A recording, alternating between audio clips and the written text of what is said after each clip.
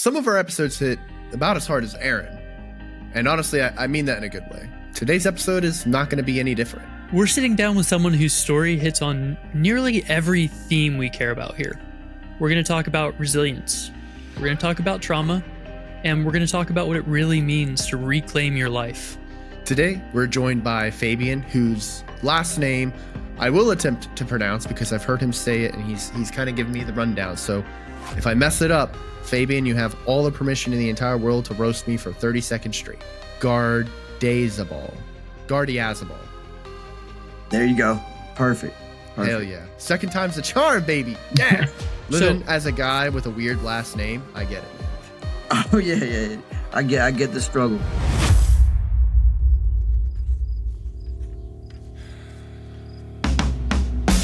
Welcome to the No Streetlights podcast.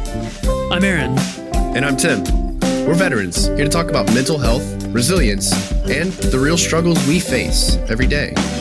Our goal is to foster kindness through understanding. So, let's take a breath, relax, and be welcome.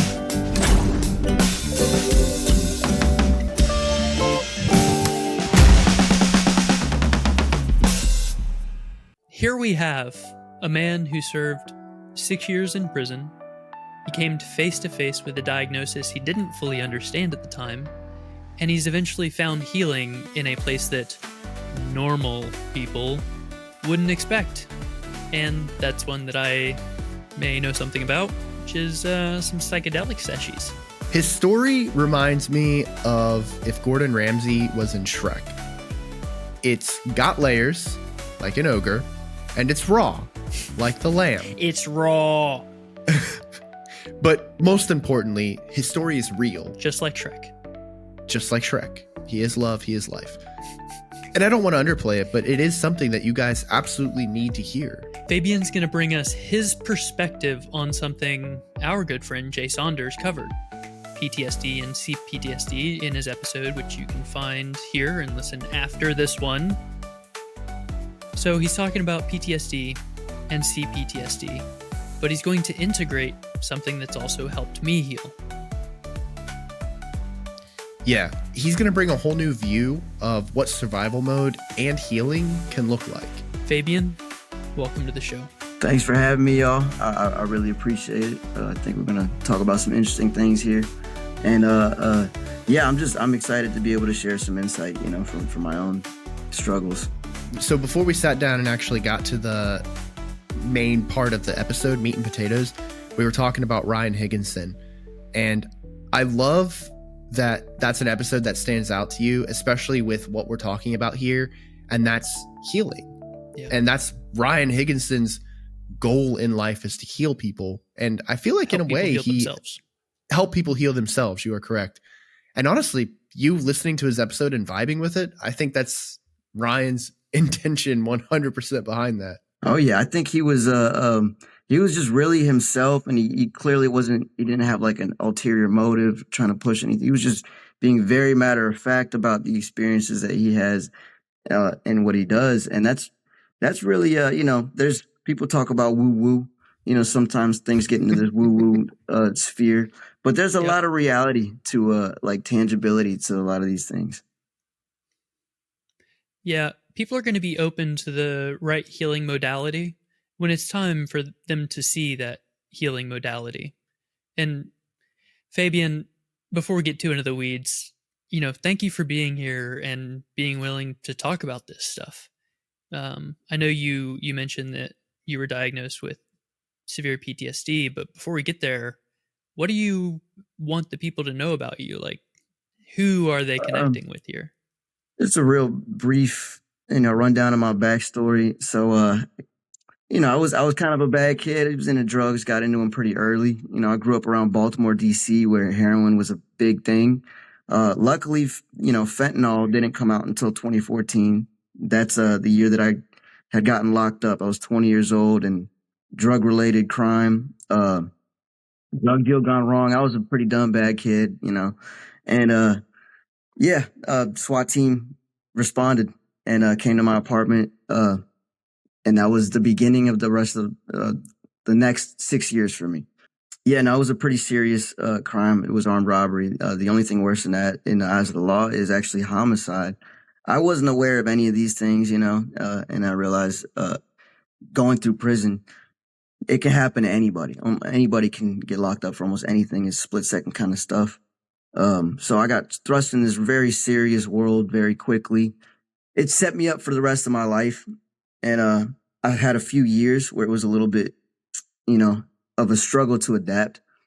And I've been out for five years now. So I did a full 6. Yeah, it's just really interesting looking back and being able to tell after the third or fourth year and seeing, things in the bigger picture, kind of getting some space from it, seeing, what connected to where, what led to what. And I was able to see a lot of my own struggles, my own shadow, be comfortable with that a little more. And then, I even went through a phase where I think I was being too accepting of myself, allowing my, just, because you learn, especially as an addict, there's a guilt and shame factor that, for me personally, almost every time I had done certain drugs, the first thing in my mind I would think was, I got to stop doing this. And if you do that 4 or 5 times a day for years and you're not even developed as an adult yet, it has this really subconscious effect on how you feel about yourself, you know? And I think that's something that a lot of people don't talk about with addiction. But yeah, so I'm a felon. I'm an artist. I always play music. I've been playing guitar for 20 years. I'm in a few bands. I produce myself. I'm in an original band and a 90s cover band. And names? So one is called Dreams of a Metal Moon. Check them out. Look them up on Instagram. And the other is called Shiner with a Y, ShYner. Most of us have done at least a year or two of time in Shiner. It's an original band. It's more like Leonard Skinner kind of with some of our own style in there. But the lead singer, he's an MMA fighter. His name is Scott Souders. Great dude. And one of those people that, I've been around a lot of performers, rappers, bands, and I've set up for a lot of those just being in the music industry. And he's one of those people that some people can just get onto the stage and they're just natural performers. They don't have to try hard to, have this big just magnetic pull from everybody. So that's a great band. He's a great guy. And it's nice to be around people who've been through that type of, thing. There's like a unspoken thing that we understand, No, I found a lot of wisdom and respect and life lessons during my time in prison and since then. Yeah, I mean, one of our main points for our first ever core was, and I think it's going to be in everyone moving forward, honestly, there's always going to be a step where the step for healing is find your people. Yeah. And find your passions. Hold space for yourself, You touched on the really deep stuff that people are going to have questions about, but then you transition to what you really want to talk about, what you want to focus on. Could you take us back to what life looked like when you came out of prison and then you had this like blindside diagnosis? It was pretty disorienting, I think. I didn't realize really it was like a 6-7 month process just to kind of, understand that, hey, my brain is not in this world anymore, in this environment anymore. We're in a new environment and I have to adapt to this again. And that's what was going on subconsciously, but I wasn't aware of it at the time. I happened to get out right before COVID started, like a month or two before. So it was very easy to get complacent during those COVID lockdowns as somebody who'd been through a lot of lockdowns. And instead of working on myself, I was kind of just there existing. I think subconsciously I was waiting for something to kind of wake me up a little more. I was happy to be out. My first month or two, I just kind of very relaxed and just took it easy. And one thing though that's great, and I still feel this to this day, but it's very easy for me to be content with life out here. Like I see the privileges that I didn't realize I had before. But it was 11 months before I started having any mental health issues off of from my experience. And what happened with me was I was starting to sleepwalk. Never slept walk in my life before. I was starting to have night terrors, which I didn't even know what they were. It's a very specific thing. It's different than nightmares. Night terrors is characterized by someone getting kind of violent, screaming, and they also don't remember anything when they wake up. They don't realize that they, I had a girlfriend at the time, and I would freak her out in these things, and she'd tell me later in the morning, and I had no recollection. There was no way for me to understand like what that looked like. When I thought about it, I'm like, wow, I'm probably terrifying my family and my girlfriend right now, and I don't mean to. Anyways, it was affecting my home life. It was affecting work because I was sleeping less because I just didn't want to, wake up in the kitchen yelling at my family, and there was, and it got to the point where my family they weren't believing me that I was just kind of waking up mid argument, mid fight. It was scary. It was, I'd never in my life experienced anything like that with the brain, and it made me realize like, okay, this is a real thing. There's a phenomenon here that I don't know about. So, I talked to a therapist or a psychiatrist, and she diagnosed me with severe PTSD. And when I heard that, I just one ear out the other, I'm like, I know I don't actually have PTSD, because prison, I feel like wasn't that bad for me. It was kind of fun in a way. People were in a good mood a lot. And that's hard to kind of convey to people. But, when you live in an area like a place like that, no one wants to have a bad time, So I was just kind of in denial about having this trauma and its effect on me. But I knew that there was something subconscious going on because I didn't have control over it. And it had a very deep effect on me. But so after the next week or two, I spent kind of doing my own research online about PTSD, and I realized I came to the conclusion that what I had thought PTSD was, and I just assumed that I got a decent idea of it. I was completely ignorant to the reality of it, and I realized at the time too that trauma is something that we all have. We all have trauma, and trauma has an effect on us pretty strongly, later in life, especially, you talk about CPTSD or childhood trauma. I'm lucky in the fact that I don't think I can't really say I had a bad childhood. I can't think of a single thing to complain about when it came to my parents. They're both still together to this day, and they both were always there for me. And that is makes me one of the wealthiest people I know. And because there's a lot, most people don't have both parents, and most people don't have good family if they do have it. So I learned more about what was going on with me and that it was a very subconscious thing. And then I started looking into psychedelic therapy. I was actually told about it by my therapist, who connected me with a friend of hers who was a therapist in Oregon or Washington, where they do psychedelic therapy. So she instructed me, take an eighth or take whatever dose you take. Meditate first, ground yourself, meditate for 10, 15 minutes and state your intention. And that's it. That's how simple it is. So I did that. And I remember stating my intention. She told me to say something along the lines of to process the things that I need to process. And that was the first time I'd even heard that term used, really, and really thought about, okay, this is a huge part of, healing and recovery and trauma and all of that. Mental health is processing things so that your subconscious or your body doesn't hold on to it. And there's a great book called "The Body Holds the Score" or "The Body Keeps the Score." I can't remember the name of the author. Yes. It came out. It's a trauma book. It's really good. Body Keeps the Score. Wonderful book. And it's a little controversial. This people have different experiences. What I realized with severe PTSD is that it's not as common, but it definitely is prevalent in America. More prevalent than people think. Right. There's a lot of things. I'm going to kind of act a little bit as like an audience proxy. Give me just a second to work through this. Because one, I love the fact that we're sitting down here to discuss your treatment for how you managed to work on these PTSD, CPTSD, night terrors, sleepwalking symptoms that you had to deal with.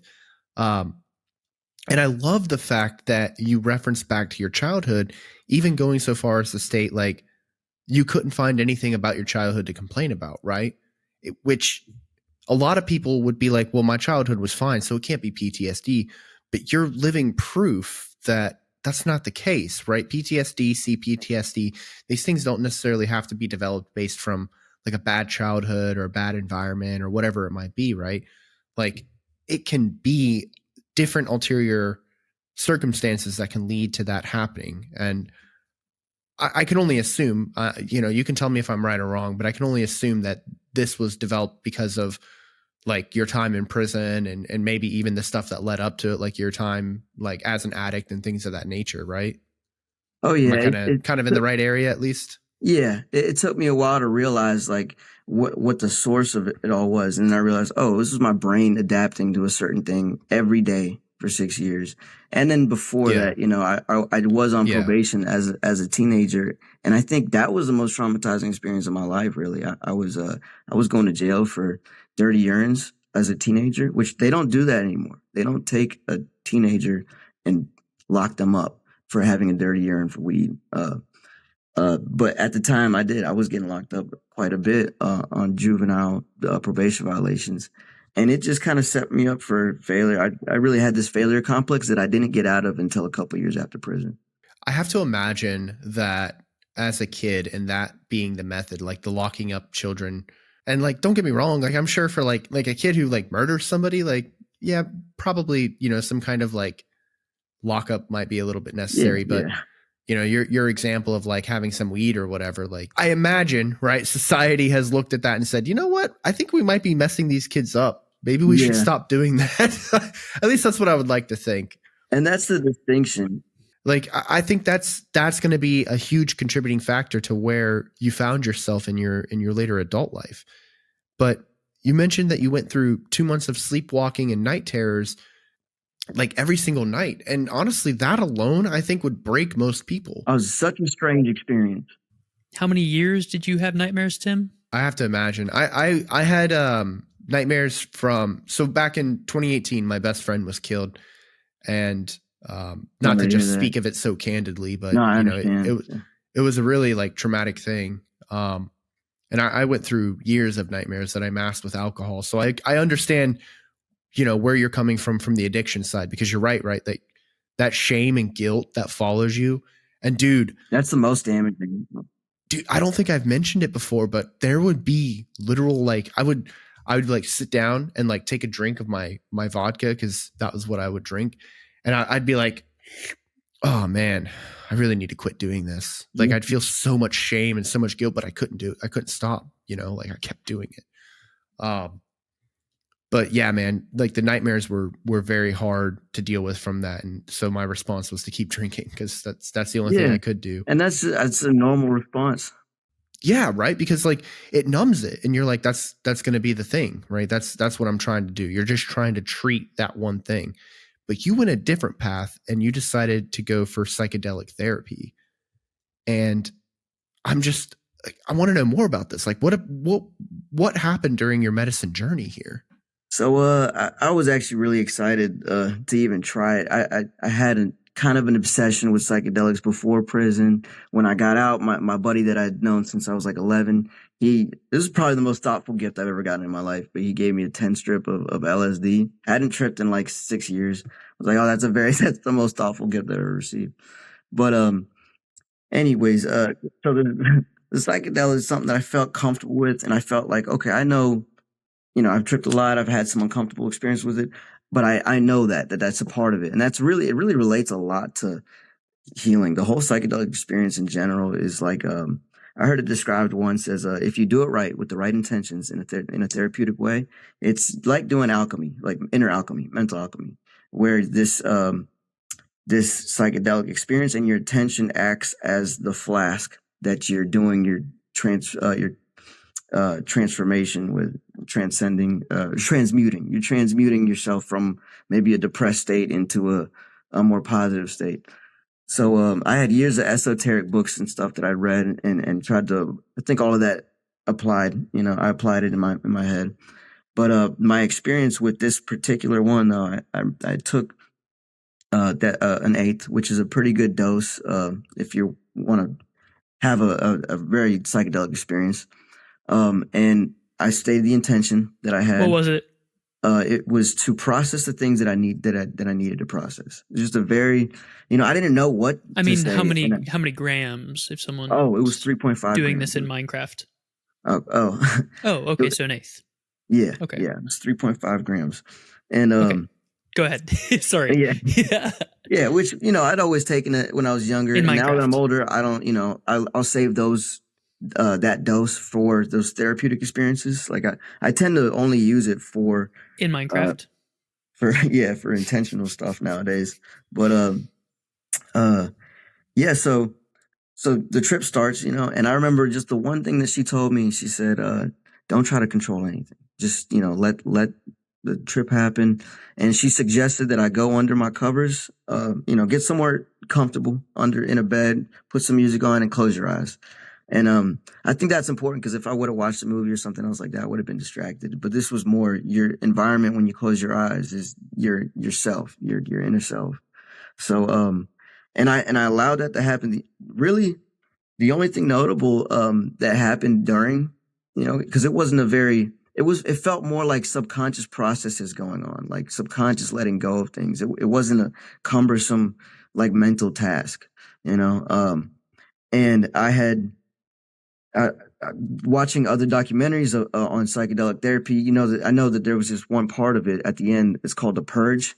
Now that's mostly with ayahuasca. It happens with shrooms sometimes, but I notice every time I take any psychedelic, I do have a certain point about 2 or 3 hours in where I have to go to the bathroom or something happens where I got to purge something. This time it was my eyes. It was tears. It was like I wasn't crying. I wasn't sad, but my eyes started stinging so much that they were just like waterfall tears coming out my eyes. And that lasted like 30 minutes. And during that time, I realized like maybe this is my body purging and it's in this way for some reason.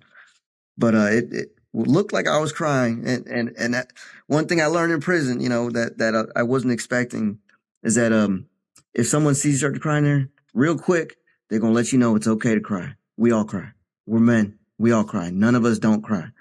So that was a great thing that maybe a lot of people don't know about inmates in there is people are aware of toxic masculinity. They're aware of, the more damaging parts or judgmental parts of ourselves. And yeah, it was really nice to be around people like that, and that's the majority of guys in there which is, I wouldn't say that you'd find that at a jail where you're doing 1 to 2 years or less and you got a lot of guys in and off the streets. But for men who've been like almost as like monks for 20 years, most of those guys end up they have a good aura about them. The purging with those tears coming out of my eyes and the stinging that it felt, that was pretty much the one part where I'm mentally visualizing myself purging and letting go of some things that I knew I needed to. And during that trip, I remember having this insight that, in prison, you kind of lose yourself as a person, as a human being, as we know it out here. And, you build yourself up on the outside, like armor, you have this shell. On the inside, I was still the same, Arrested Development, it felt like. Just for my personality out here, that was the tough part. But that was a really pivotal moment for me after I got out. I just wanted to make sure I heard this part right, and I'll let Aaron speak. I'm so sorry, Aaron. Because it sounded like you said that when you were in prison, the other prisoners would be like, "Oh, you're crying," and they would provide a safe space for you. Is that what you were saying? Yeah, I think a lot of people out here just assume that like, oh, you don't want to cry in there because this and it. Like, no, no one is that immature in prison unless they're maybe younger. And if somebody was to start giving somebody shit over, going through something, and having a moment, probably most guys in the pod, somebody would say something, it's just like, hey, chill out. Yeah. Dude, like I think people recognize we're all in the same boat. That's something that needs to be talked about more. I'm sorry. Because you were talking about how in prison they don't, the concept of toxic masculinity, they're like, no, that doesn't exist here. Like, we're all human beings. We're all going through a hard time and we're all allowed to have our moment as needed. Oh, yeah. That's just not talked about enough. I want to have a lightning round. Yeah, please. So if people hadn't heard that entire 30 minutes of you opening your soul, I'm going to summarize what I heard. I'm going to bounce off you a little bit. Tim, if you need to be like, oh, yeah, girl, get it. Whoa. No doubt. Wowzers. Feel free to jump Throw in. one of those. So the first thing I heard you say that rang out in my mind was, when you get to a new environment, you have to adapt.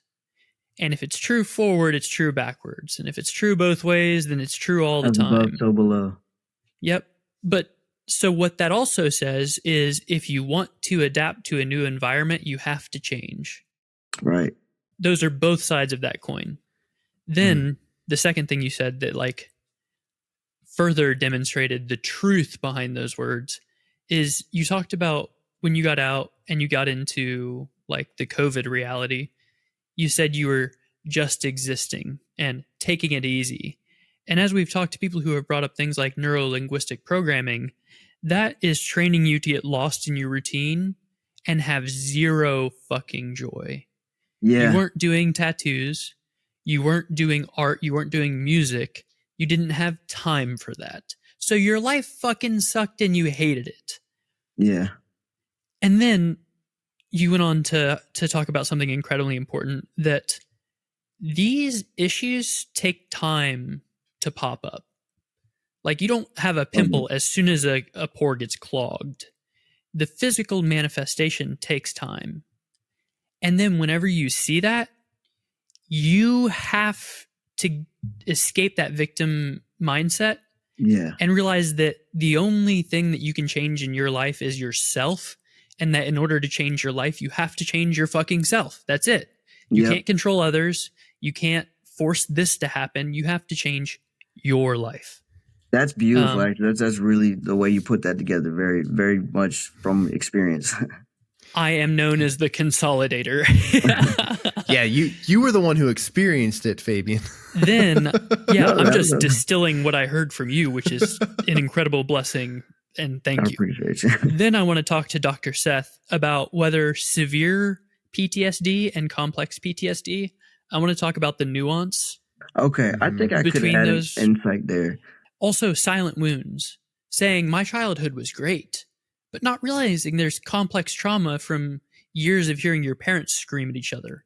Yeah. Or complex trauma for a young woman whose single mother has a bunch of men in the house for like a year at a time. Like, that shit hurts. Yeah. If not your physical body, it hurts your spiritual body.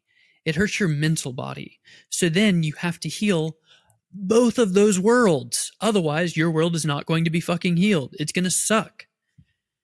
And then you brought up The Body Keeps the Score, which is an amazing book.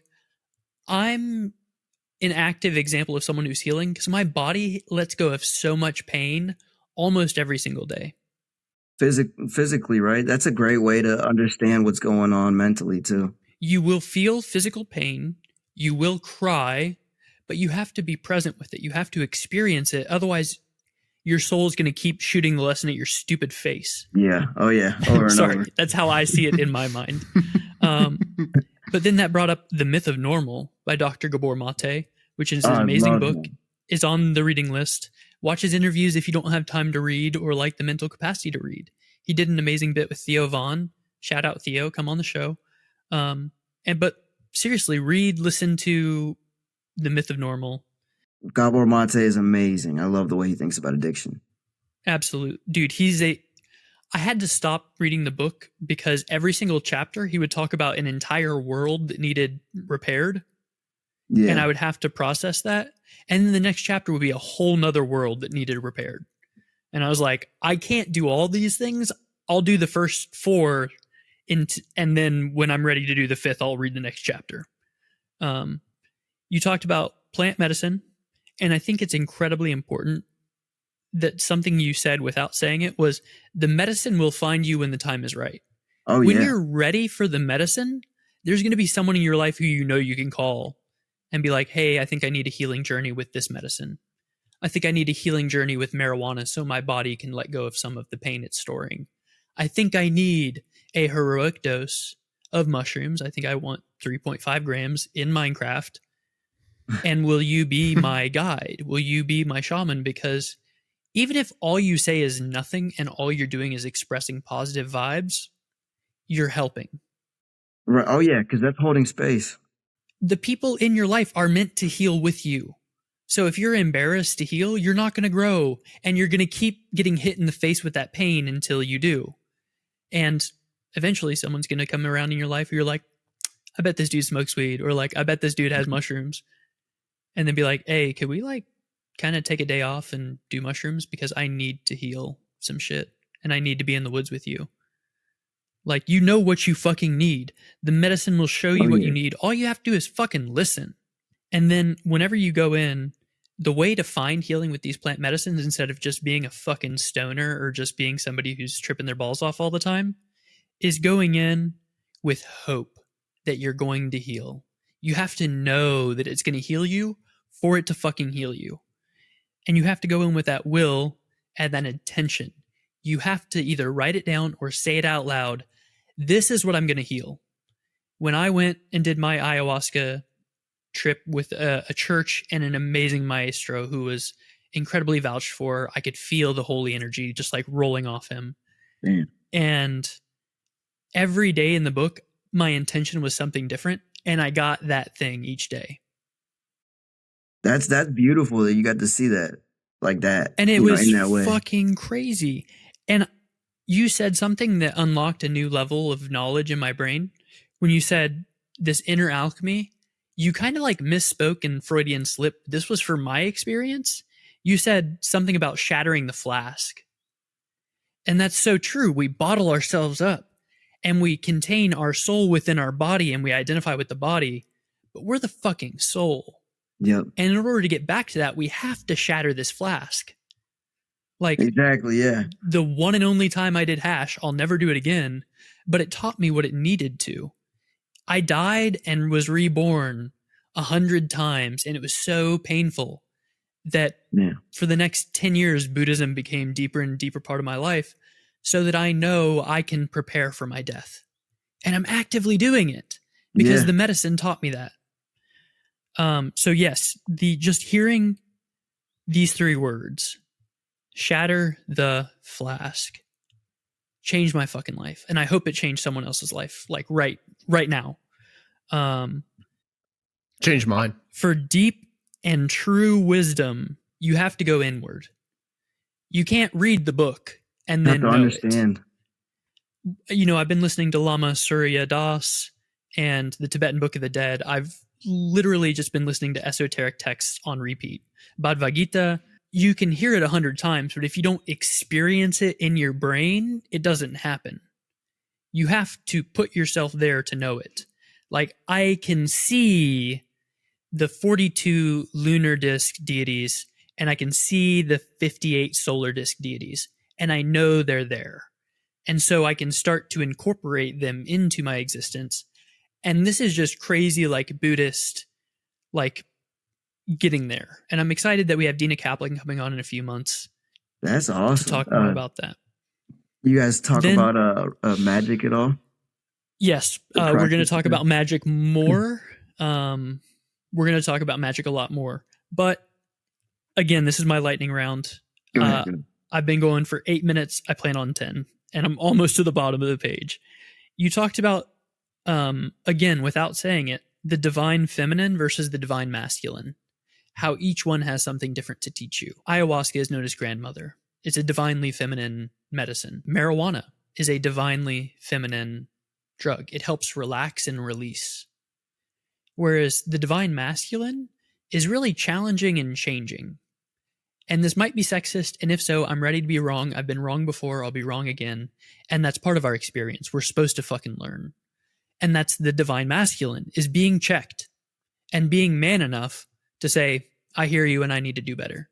And I can do better, I just didn't know. And that's something that's been said here and there, sprinkled in through this conversation, is like, I didn't know. Like, toxic masculinity is just not knowing, not having someone with the courage to correct you.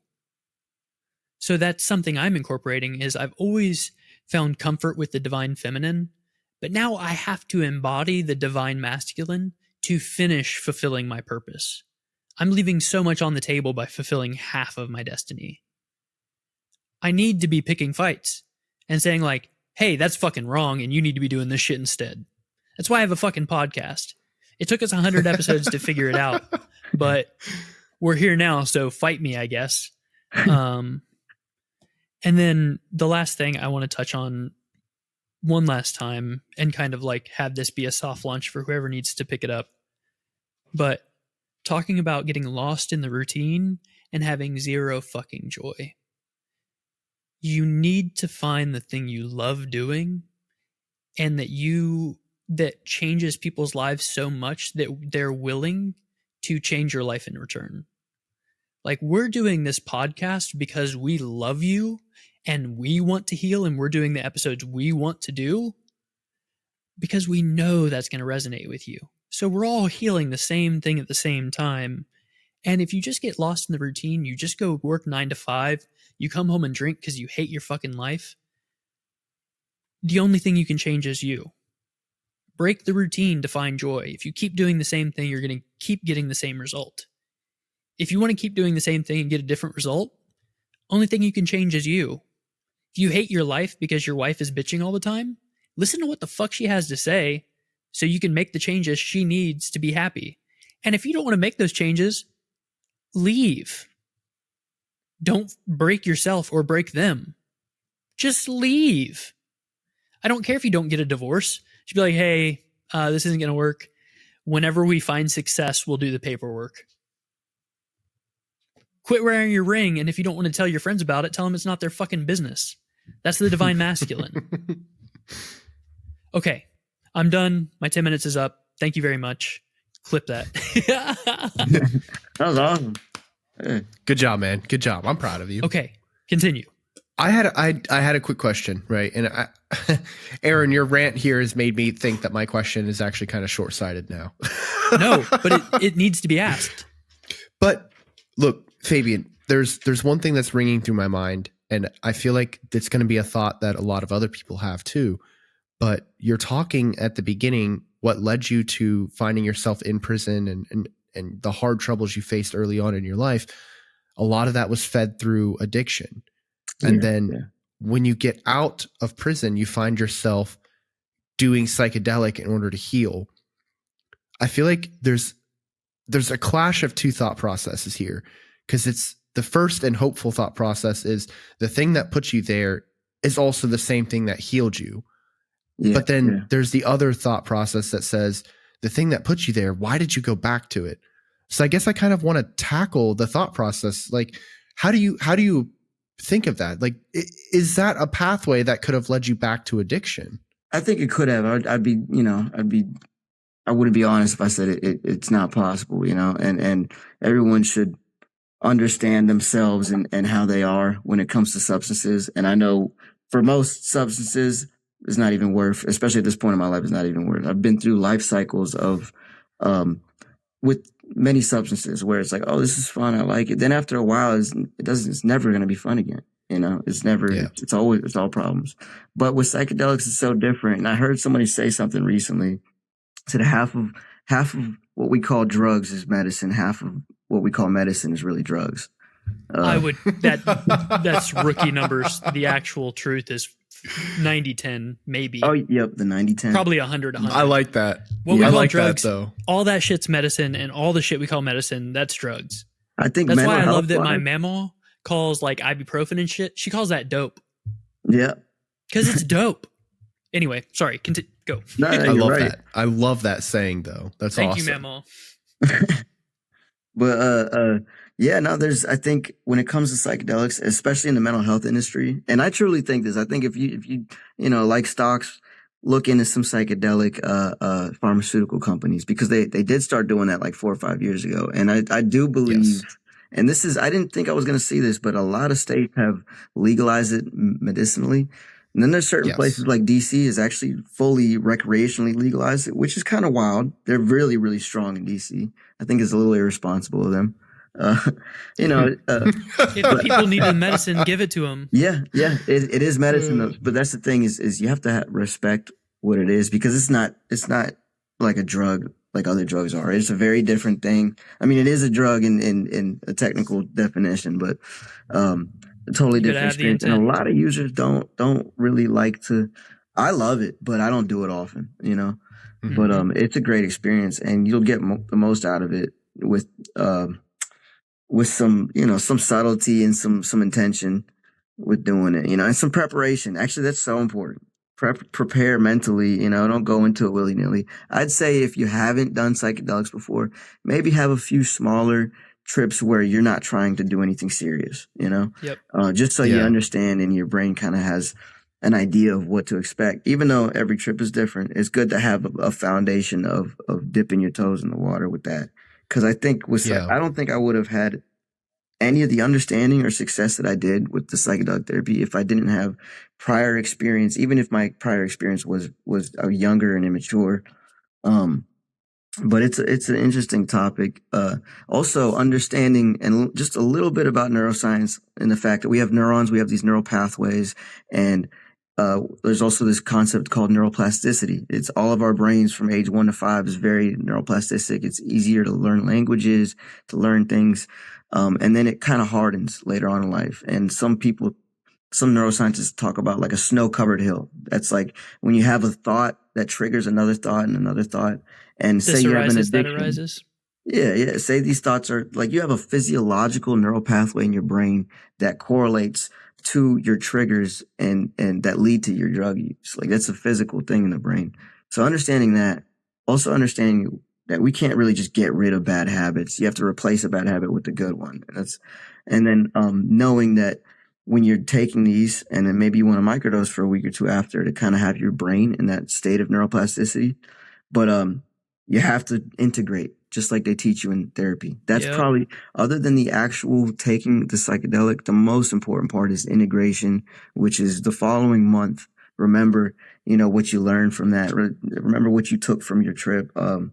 Just try to rewire your brain to be more positive, because I think all of us can relate to times in our lives where our brains were just kind of sick, where we're just over and over stuck in these negative thought loops.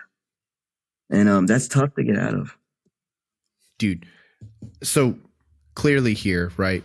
Me providing you those two different outlooks that people can look at. It's very clearly that it's the hopeful outlook that you had in your mind, and honestly reinforced it, like, because that's how I would feel, right? That's how I would look at it, is like the thing that, put me in my bad position is the same thing that helped me heal from that. Which has been a kind of a reoccurring message we've discovered through healing, through trauma and PTSD and stuff, is a lot of the times, like, you have to face, actually 100% of the time, just to make it clear, you have to face those traumas. You have to hold a mirror up to yourself and look at yourself in depth. And if you were finding yourself recreationally using some kind of psychedelic or drug or whatever when you were younger, and you were doing it just for the fun and, whatever, but as an adult, you're doing it now to heal from the trauma that had created. And it's, oh man, I could talk forever about this, because and I can pretty much trace all of my anything bad in my life back to irresponsible drug use and addiction. Yeah. I told Aaron just yesterday too. I was like, I don't think I would ever do psychedelics personally. And my thought process behind that is because I'm scared of the effect it would have on me. Like, true. That's pretty common. Full disclosure. Yeah. Like full disclosure. Like I'm just terrified of the potential effect it could have on me, because I have no idea. Like, I know there's some weird shit that's happened in my brain, and trauma and anxiety and depression and things that I've worked through in life. I have no idea what the fuck my brain would show me. But also another part of me is one of those like, well, you should try at least most things once in life. But that's a conversation for a different time. I just simply want to reinforce that I think it's so awesome how you sit here and talk about it with so much respect for what it is, versus just saying like, yeah, man, it was so cool just taking some shrooms and fucking sitting there and staring at a wall for a couple hours. Like, you're talking about literally neuroplasticity. Talking about rewiring your brain and using this as an opportunity to grow. People don't put that much respect on stuff that they are looking at simply abusing. Right. So yeah, it is a different thing. 100%. 100%, man. Aaron, hi. It's only half a page this time, but 5 minutes. I'm just kidding. Okay, 5 minutes. Tim, that's a key Aaron. aspect of Buddhism that my 10 years of studying has finally started to convert from knowledge to wisdom. When this arises, that arises. Cause and effect, the way to escape determinism is to stop Hermeticism. giving it your energy. Mm-hmm. I love that you said this, Fabian. You said the first couple times, go ahead and have fun. Because you need a tutorial before you can play the game. Yeah. You rode your bike with training wheels before you rode it without. You have to learn kind of how it's going to go so you're not just totally swept up in the current. Like, I've taken literally insane doses of psychedelics and had zero response because I had already attained that level of understanding. I honestly ate probably 14 grams of mushrooms in 2 days and was totally right here. I was in this plane, I was vibrating on a separate level, but I remained. I took an insane dose of LSD, and someone in my family passed away, and I wasn't tripping balls and seeing dragons and stuff because I already had ayahuasca in my spirit. So instead of that, the LSD allowed me to grieve completely and fully in like an hour. Instead of carrying that wound for years, I wept for every ancestor that I have lost and will lose. So now, whenever someone passes, I can find the joy and just be grateful. I understand that this can be my last life if I say everything I need to say to someone in this lifetime. Otherwise, if I don't get the shit that I need to teach you out in this lifetime, Fabian, we're going to reincarnate and do it again. Yeah. And if you understand the wheel of samsara, it might be in a less comfortable or a more comfortable setting. We might have to, if we are faced with this lesson 100 times and we make the wrong decision every time, we might get sent to hell so that, like, you have to make the right decision or you're fucked. Like, there's no choice but to make the right decision. I think I'm coming up on my time limit. So I really want to point out that you can also get into this space without the drug if you don't feel called to it. Tim, if you say, if I take LSD, I might freak out, you can elect to not take the drug.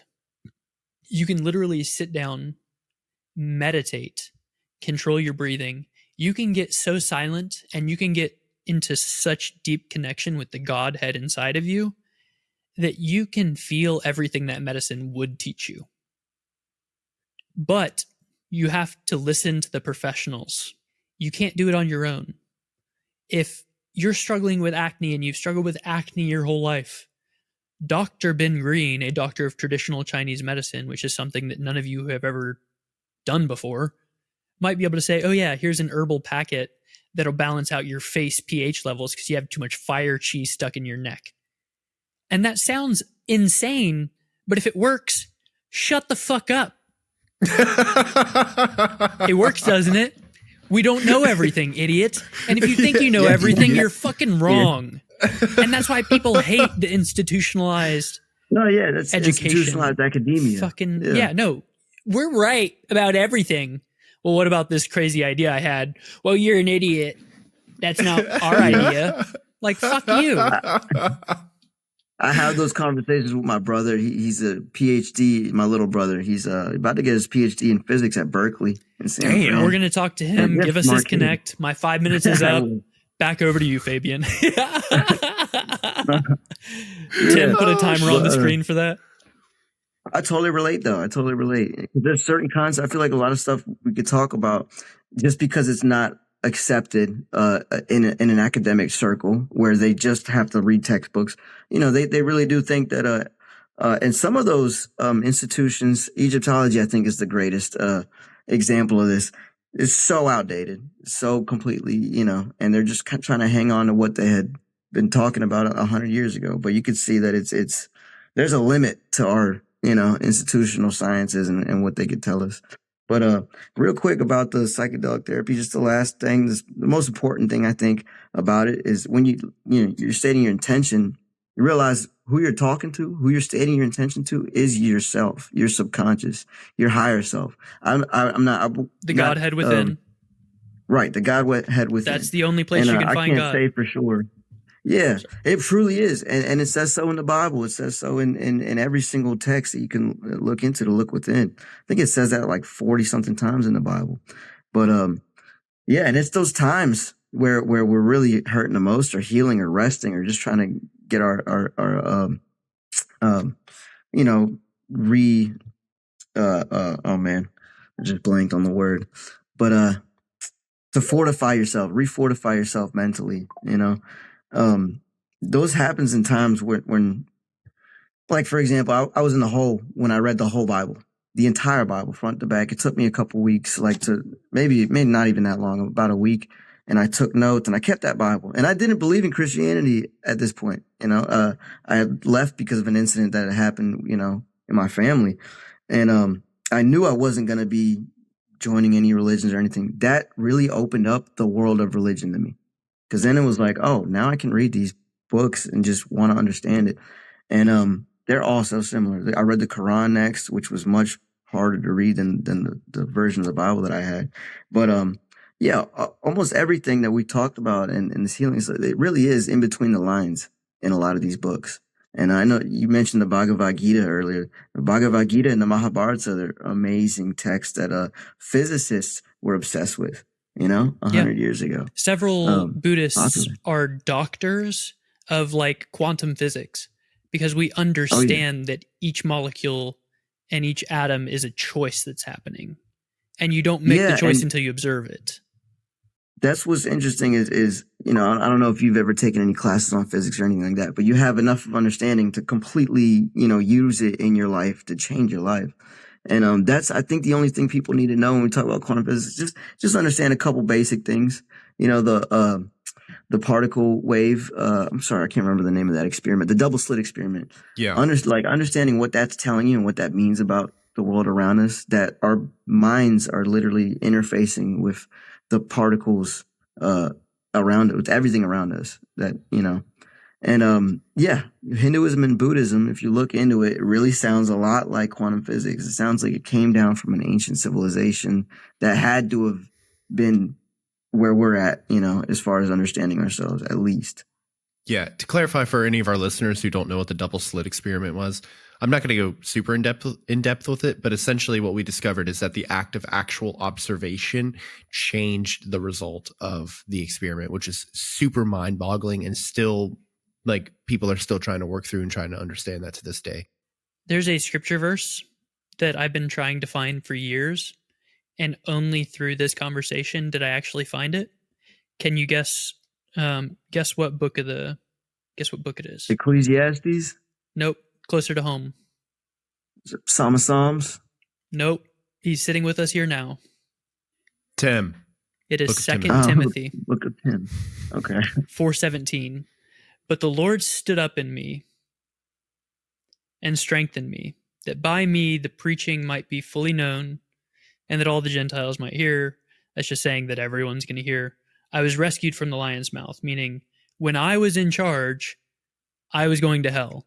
When I let go and started giving everything to source, then it wasn't me. It was God that was doing. So it totally changes your spirit. It's no longer your spirit. It's God just using you as a vessel. And that refreshes you. You feel strengthened and empowered. And I mean, we're going to talk to Vanessa Matera here soon about that more, but thank you for helping me find that Bible verse. Awesome. So Fabian, we are coming up to the end of our recording time. We have not even gotten into some of the stuff that I think honestly, really. What would be an awesome conversation is to sit down and bring on like Ryan with you as well. Because I have a feeling it's just going to be a conversation of like me sitting down in a room with nothing but a bunch of people who actually understand spirituality. And I'm just like, I'll try and make that happen, but we might need to bump up our Riverside subscription to get more hours. But I do want to say, I have one final question that I think would be really relevant for the listeners out there who's heard your story so far. After going through your therapy and your journey, I'm wondering, was there still a residual of growth that you needed to have afterwards? Like, you were able to face what the issue was, and now you needed to start fixing it. Can you kind of walk me through what that looked like for you? Yeah, 100%. I think, it's always work. It was a year and a half before I even got to the point where I realized that was the fork in the road in my life. And I had to start walking the other direction because there's nothing left for me here.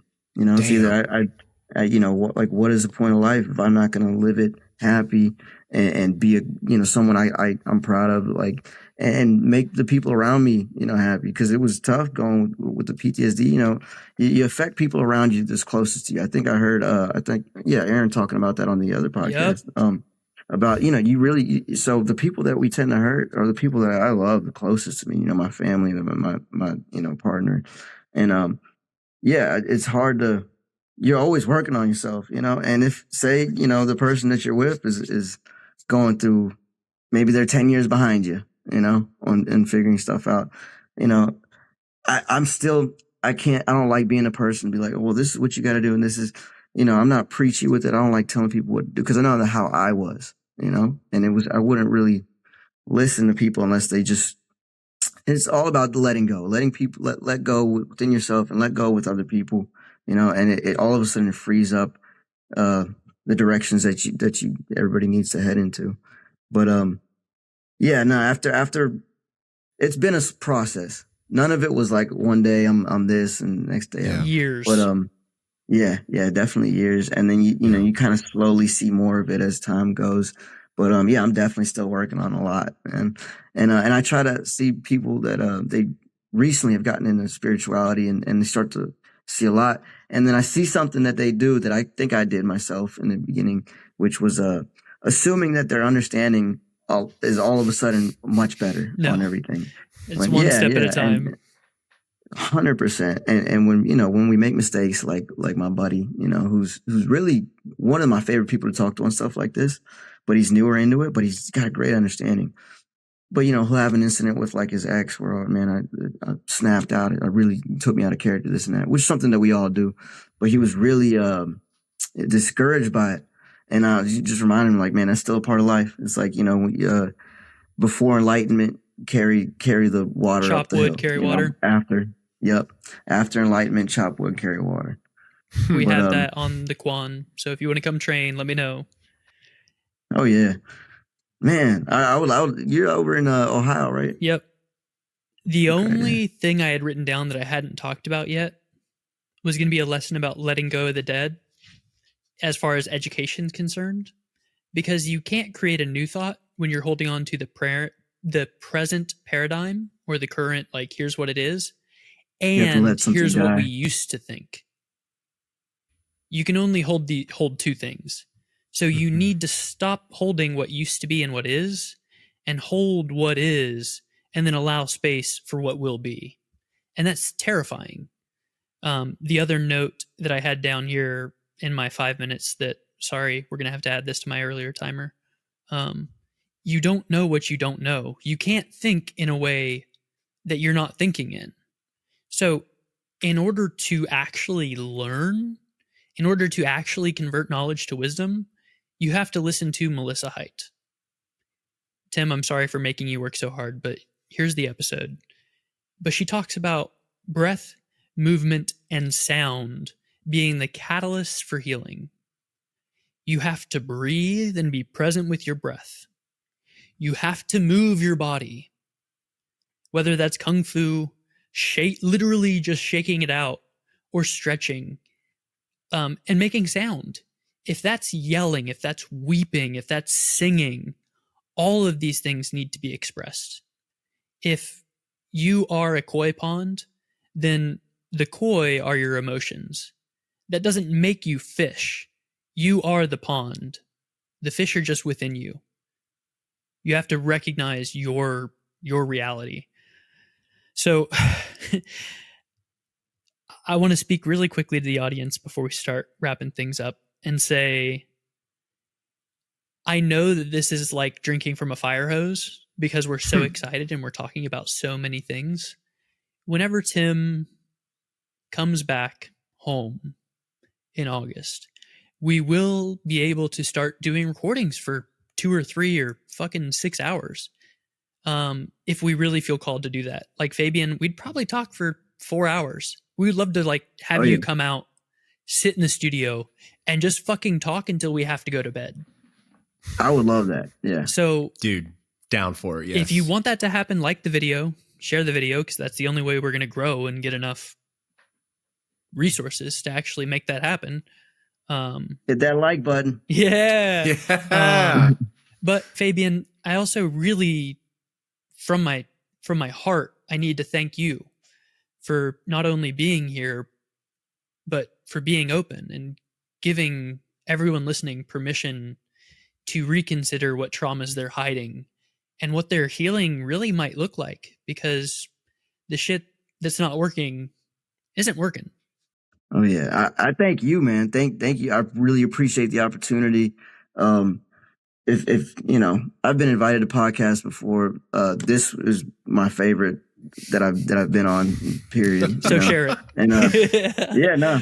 I would love, to continue some conversations. I know there's a lot of different pathways tangents we can go off of, but yeah, no, thank you both, man. What I think is incredible too is because, so every Tuesday I do what's called a Tim's Thoughtful Tuesday, where I just talk about, a thought that I've had.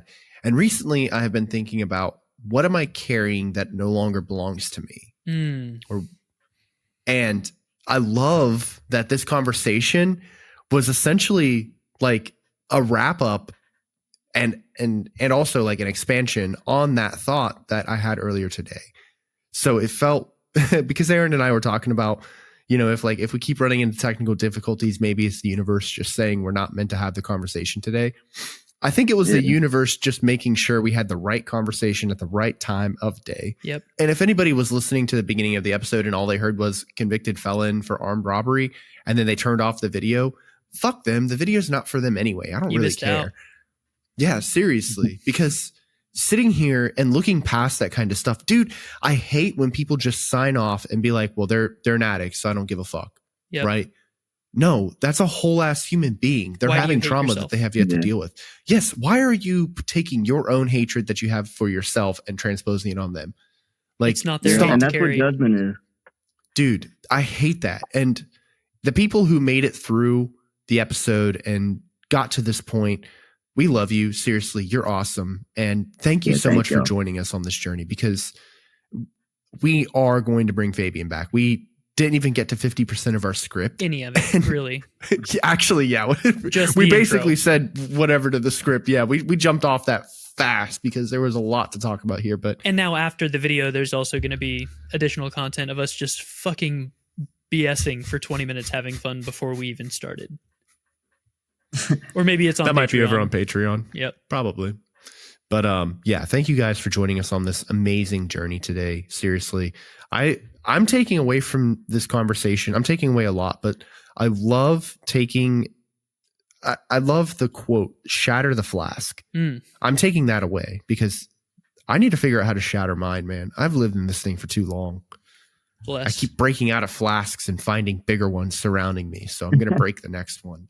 So whether you've been through prison, PTSD, or just hell for a few years, Fabian's story is meant to remind you that you're not stuck.